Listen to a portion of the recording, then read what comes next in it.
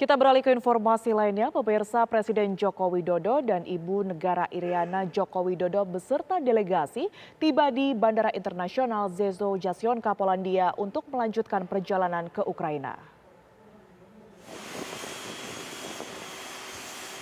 Presiden Joko Widodo tiba disambut Gubernur Provinsi Zezo, Radoslaw Wiat, beserta Duta Besar Republik Indonesia untuk Polandia, Anita Lahulima.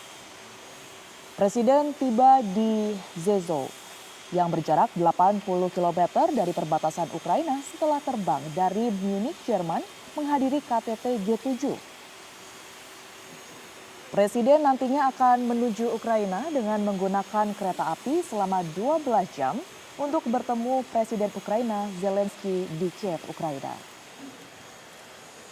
Usai dari Ukraina, Jokowi akan melanjutkan perjalanan ke Moskow, Rusia untuk dijadwalkan bertemu dengan Presiden Rusia Vladimir Putin. Kunjungan Indonesia ke dua negara ini dalam rangka membawa misi perdamaian agar Rusia dan Ukraina mau membuka ruang dialog untuk mencapai perdamaian.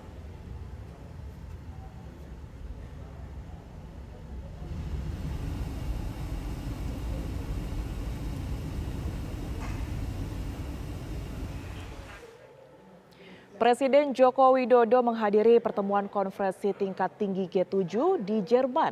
Di hari kedua KTT G7, Jokowi juga mengadakan sejumlah pertemuan bilateral dengan Kanselir Jerman, membahas penguatan kerjasama ekonomi dan sejumlah isu terkait presidensi G20.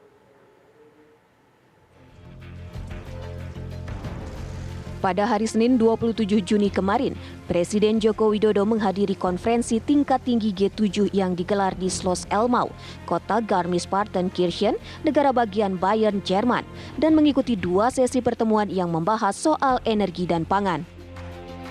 Selain Indonesia, KTT G7 kali ini juga mengundang India, Senegal, Afrika Selatan, dan Argentina sebagai partner countries. Di hari pertama pertemuan KTT G7, 7 negara ditambah Uni Eropa membahas krisis Ukraina, di antaranya adalah membuka koridor bantuan kemanusiaan, bantuan militer, dan bantuan keuangan. Di hari kedua pertemuan KTT G7, Presiden Joko Widodo juga mengadakan sejumlah pertemuan bilateral, antara lain pertemuan dengan Kanselir Jerman Olaf Scholz, membahas penguatan kerjasama ekonomi dan isu-isu terkait presidensi G20. Jerman dan Indonesia sama-sama menekankan isu perlindungan iklim, ketahanan pangan, dan transisi energi terbarukan. Jokowi berharap Indonesia dan Jerman tetap menjaga G20 menjadi penggerak pemulihan ekonomi global. Tema pangan menjadi salah satu bahasan penting dalam pertemuan G7, mengingat Ukraina adalah produsen gandum penting dunia, sementara Rusia adalah produsen pupuk terbesar dunia. Kondisi konflik Ukraina-Rusia membuat rantai pasokan pangan dunia terganggu. Sebagai pemegang presidensi G20, Presiden Joko Widodo mengusulkan agar negara-negara G7 dan G20 bersama-sama mengatasi krisis pangan dunia saat ini.